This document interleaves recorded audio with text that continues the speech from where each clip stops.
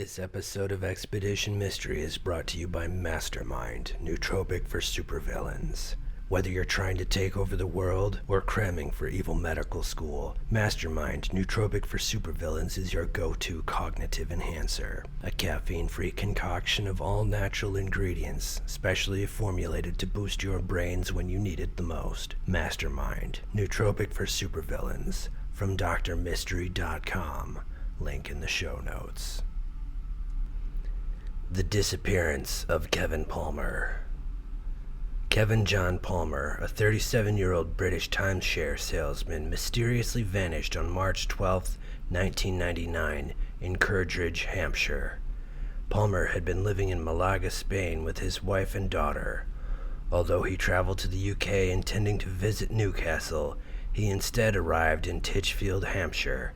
His last known whereabouts were at the Abshot Hotel and Country Club, where he spent the evening with several acquaintances. After a night of socializing, he took a taxi to Bishop's Waltham with two men, John Howitt and Juan Arribas, and an unidentified woman. During the taxi ride, an argument broke out between Palmer and his companions. Following this altercation, Palmer exited the cab, leaving Howitt and Arribas behind. They later claimed to have fought with him before leaving him on the ground in an industrial estate, stating that he was still alive when they departed. However, this is the last sighting of Palmer. He has not been seen since, and his suitcase was never recovered. The taxi driver involved in the trip was also never identified. In the years following Palmer's disappearance, the investigation took several significant turns. Initially, Palmer's case was treated as a missing persons investigation. However, by 2003, Hampshire police began to consider his disappearance suspicious. Howitt, one of the last people to see Palmer, was arrested, and his home was searched for potential evidence. At the time, Howitt was serving a 12-year sentence for drug smuggling, which raised further suspicions about his credibility. Despite the police investigation, Howitt was never charged due to a lack of sufficient evidence linking him directly to Palmer's disappearance. In 2009, a coroner's inquest into Palmer's case concluded with an open verdict. The coroner noted that there was insufficient evidence to determine whether Palmer had been unlawfully killed, but he did express doubts about the honesty of Howitt and Arribas. Witnesses provided conflicting accounts regarding Palmer's fate after he left the taxi. Some suggested that he had died and that his body was buried, while others claimed he may have recovered from the altercation and traveled to Newcastle, never to be seen again. As time passed, the investigation faced challenges in gathering definitive evidence about Palmer's fate. In 2014, police took further steps by searching the garden of a pub in Fareham, suspecting that Palmer might have been buried there. However, this search yielded no new clues or evidence. Palmer's disappearance has left a lasting impact on his family and the community. His loved ones have been left without closure, grappling with unanswered questions about what happened on that fateful night. The case serves as a poignant reminder of the complexities of missing persons investigations, where uncertainty often reigns in the absence of concrete evidence. The story of Kevin Palmer illustrates the difficulties faced by law enforcement when pursuing cases involving multiple parties and conflicting narratives. The lack of a body, along with unreliable witness testimonies, complicates the ability to ascertain the truth about what transpired that night. Investigations like this highlight the importance of thorough and diligent police work in resolving such cases, even when years have passed. The disappearance of Kevin Palmer remains a haunting mystery. Despite the passage of time, his case continues to evoke questions about the circumstances of his last known interactions and the truth behind his sudden vanishing. The enduring uncertainty reflects not only the complexities of the investigation, but also the profound impact on those left behind who seek answers and closure in the wake of his disappearance. As of 2024, Kevin Palmer is still missing. The disappearance of Tammy Lynn Lamondin Kenyon. Tammy Lynn Lamondon Gagnon, an Ojibwe woman born on February 4th, 1979, remains a missing person since her mysterious disappearance in Newmarket, Ontario in 1999. Despite the passage of time, her case remains unresolved, leaving her family and community searching for answers. Tammy was a member of the Bussole First Nation, hailing from Christian Island. She spent her early years in Parry Sound before moving to Aurora, where her family resided for 16 years before relocating to Newmarket in 1998. Described as industrious, Tammy had a wide range of interests including yoga, poetry, and numerology. She was taking driving lessons, working 2 jobs, and aspiring to become a marine biologist at the time of her disappearance. On the night of May 28, 1999, Tammy left her home to meet friends and enjoy the nightlife in Newmarket. She started the evening at a bar on Main Street and later went to a local nightclub with acquaintances, including 27-year-old Paul Klassen. Following their time at the nightclub, they attended a party at Klassen's sister's house in Stouffville. After the party, Klassen drove Tammy to Fairy Lake Park, a known gathering spot for local youth, around 2 a.m. on May 29th. This moment marked the last confirmed sighting of Tammy, as she has not been seen since.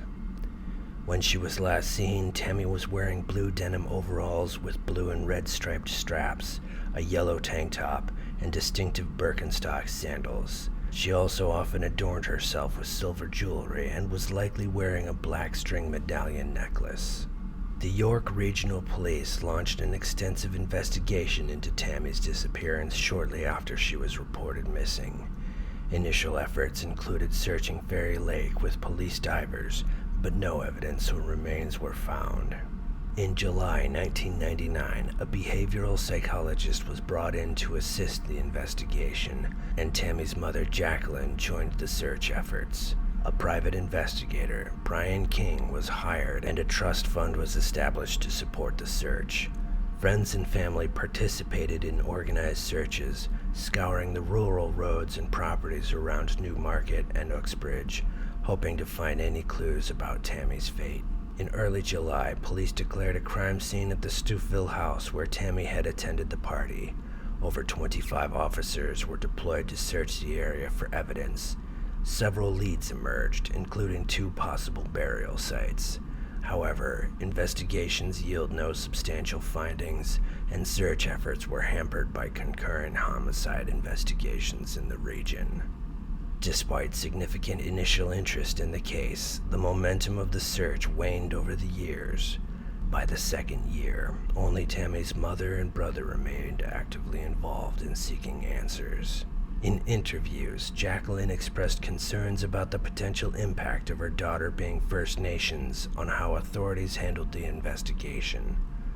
This sentiment aligns with broader discussions about the treatment of missing and murdered Indigenous women in Canada, as highlighted in the National Inquiry into Missing and Murdered Indigenous Women and Girls. In 2003, more than 4 years after her disappearance, a memorial service was held for Tammy. In 2015, her family sought a death certificate due to the lack of communication for 16 years. As of 2022, her case remains classified as a cold case, actively investigated by the York Regional Police's Homicide Unit, with access to her dental records for potential identification if remains are found. In the investigation's early stages, suspicion fell on Paul Klassen, the last person known to have seen Tammy alive. Klassen was interrogated multiple times, but was never officially named a suspect. Investigators scrutinized his activities during the hours after allegedly dropping Tammy off. Notably, Klassen rented a carpet cleaner shortly after her disappearance and returned to the bar, claiming to have seen Tammy alive on Main Street. On June 7, 1999, just over a week after Tammy went missing, Klassen tragically died by suicide at his family's business. Following his death, police searched his sister's home and surrounding areas for evidence. In 2016, 3 journalism students created a documentary about Tammy's case titled Tammy's Story, which highlighted her family's search for justice. The documentary featured interviews with her mother and other advocates for missing Indigenous women. Additionally, Tammy's story is included in the memorial exhibit Shades of Our Sisters, which honors missing and murdered Indigenous women, transgender individuals, and Two-Spirit people, emphasizing the importance of community remembrance and advocacy. The case of Tammy Lynn Lamadin Gagnon remains an open wound for her family and the Indigenous community. As the years pass without answers, the need for justice and recognition of the unique challenges faced by Indigenous women in Canada persists. The legacy of Tammy's disappearance serves as a poignant reminder of the systemic issues within the investigative process and the urgent need for more robust support for families affected by similar tragedies. As of 2024, Tammy remains missing. The disappearance of Risa Maria Räisänen. Risa Maria Räisänen, born on March 10, 1983, is a Finnish teenager whose mysterious disappearance on October 16, 1999, in Tampere, Finland, has become one of the most infamous cases in the country's history. As of 2024, Risa's case remains unsolved, and she was declared dead in absentia on the 5th anniversary of her disappearance in 2004. On the evening of October 16, 1999, Risa was out with a friend celebrating when she called her boyfriend at 10:18 p.m., expressing her desire to join him at a party if she could find a ride. Prior to meeting her boyfriend, Risa and her friends visited a restaurant in Tampere's city center. Despite being only 16, they managed to gain entry using fake IDs. However, they left the restaurant after just half an hour when Risa's friend received a call from her boyfriend inviting her to a party outside Tampere. Risa's friend arranged a ride to the party, but since there was no space for Risa, she stayed behind. Before parting ways, her friend ensured Risa's phone was charged and gave her some money for a taxi. The last confirmed sighting of Risa was recorded at 10:50 p.m. near the Sokos department store. After this time, several unconfirmed reports suggesting sightings of someone resembling her, with police believing that CCTV footage may have captured her in the city center around 11:50 p.m., an hour after her last confirmed sighting. Interestingly, the day of her disappearance coincided with an EU summit being held in Tampere, which resulted in increased police presence throughout the city. However, the reliance on CCTV was significantly less in 1999 than it was today. Over the years, the Finnish National Bureau of Investigation has explored over 3,000 leads in an effort to solve Risa's case. Investigators have pursued 3 main lines of inquiry. 2 eyewitnesses reported seeing a woman matching Risa's description walking away from the city center with an older, heavy-built woman. They later heard 2 loud screams. Despite thorough investigations, police have yet to identify this older woman or determine whether she is connected to Risa's disappearance. In 2015, a taxi driver came forward claiming to have picked up a passenger resembling Risa around midnight. He recounted that she appeared cold and afraid, expressing concern about her fate. Notably, a shorter man described as possibly of Turkish descent joined them in the taxi. The driver offered to take Risa home, but the man instructed him to drive to the Multisilta suburb around 10 kilometers away. While this lead was promising due to the limited foreign population in Finland at the time, police were unable to locate the male passenger, and searches in the Multisilta area produced no evidence. Some witnesses claimed to have seen someone resembling Risa being forced into a black 1950s American car driven by a man in his 30s.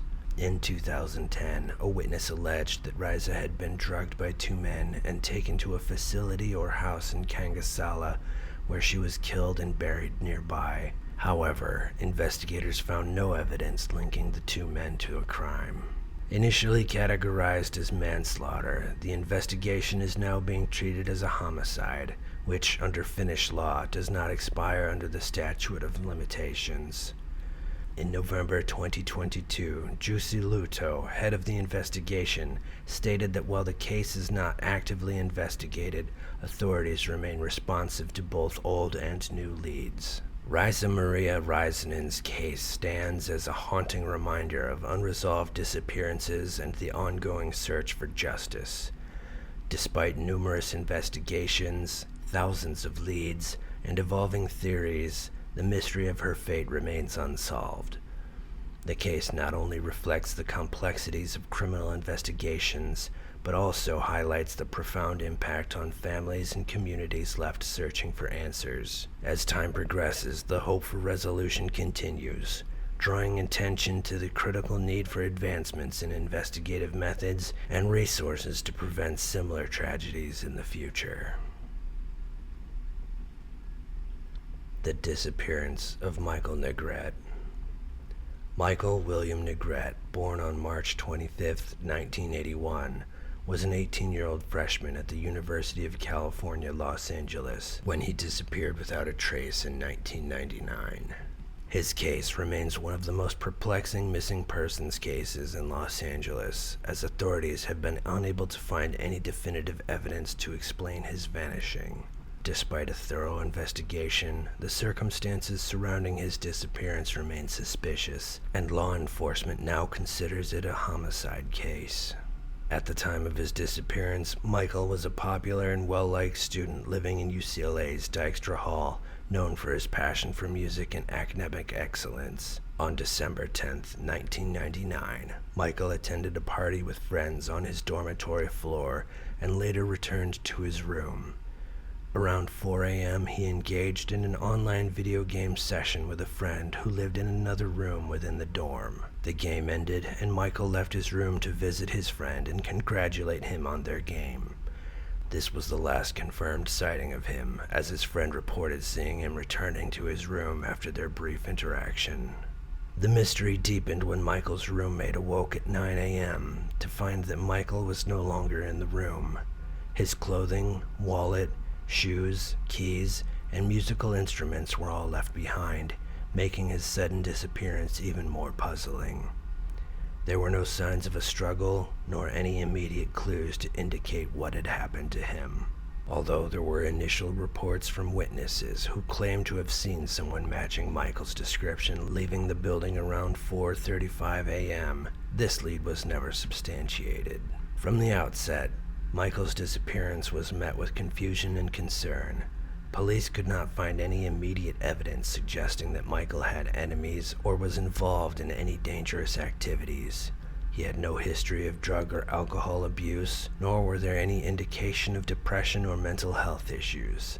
His friends, family, and fellow students all provided positive accounts of his personality and well-being, which led investigators to consider foul play early on. The case, which began as a missing person investigation, was soon upgraded to a homicide inquiry due to the suspicious nature of Michael's disappearance. Police questioned all of Michael's friends and the other residents of Dykstra Hall, but received no information that could provide a clear lead. No one reported seeing him after 4 a.m. A potential breakthrough came when several students mentioned a Caucasian man who had been seen on the dorm floor the night of Michael's disappearance. No one knew who the man was, and his presence was never accounted for. Police released a sketch of this individual and asked him to come forward, emphasizing that he was not a suspect, but a person of interest who could provide helpful information. Unfortunately, this appeal went unanswered, and the mysterious man was never identified. Despite the lack of tangible leads, police began extensive searches in and around the UCLA campus. Bloodhounds used by investigators seemed to trace Michael's scent to a bus stop on the other side of campus. However, the reliability of this lead was questioned, with some authorities believing that the dogs were confused. The bus stop trail provided no conclusive evidence, and the investigation moved in other directions. Investigators scoured nearby construction sites, garbage chutes, and every corner of the campus, yet nothing concrete was uncovered. More than 500 tips were submitted to the Los Angeles Police Department, but none led to any breakthroughs. Additionally, there was no activity on Michael's credit cards after his disappearance, making it unlikely that he had simply run away. Michael's family was devastated by his sudden disappearance. Determined to find their son, they offered a $100,000 reward for any information that could lead to his whereabouts, but this incentive went unclaimed. His family also hired 2 private investigators in an attempt to uncover new information that police might have missed. Unfortunately, these efforts yielded no new developments. In their desperation, Michael's family consulted psychics who claimed to have insight on his location. Several psychics told the family that Michael was alive, providing specific locations where they believed he might be found. However, these leads were always proven false. While this approach did not bring the desired results, it highlighted the family's unyielding hope and commitment to finding Michael. In 2013, Michael's brother Steve shared new information about his brother's possible activities prior to his disappearance. According to Steve, Michael had been experimenting with drugs, including ecstasy, and had attended raves. He speculated that his brother may have been under the influence of drugs on the night of his disappearance and could have left the dormitory in a confused state. Steve suggested that his brother may have been abducted during this vulnerable time. While this theory has not been substantiated, it remains one of several possibilities surrounding Michael's disappearance. To this day, no concrete evidence has surfaced to confirm or deny whether drugs played a role in the incident. More than 2 decades have passed since Michael Negrete disappeared from UCLA, and his case remains unsolved. Despite the extensive investigations, countless interviews, and the involvement of multiple law enforcement agencies, there have been no significant developments in the search for answers. The fact that the case has been classified as a homicide reflects the growing concern that Michael met with foul play. As of 2024, Michael Negrete is still missing. Some people disappear without a trace, as if the hand of some eldritch thing reached out from the shadows and took them. Some no doubt met a terrible end at the hands of their fellow man. Others still may have come by their fate by their own hand. Whatever the case, if you have any knowledge of the fate of any of the aforementioned cases, reach out to the relevant authorities so that the families of the missing might find some closure. Like and subscribe if you've enjoyed this narration. Expedition Mystery, signing off.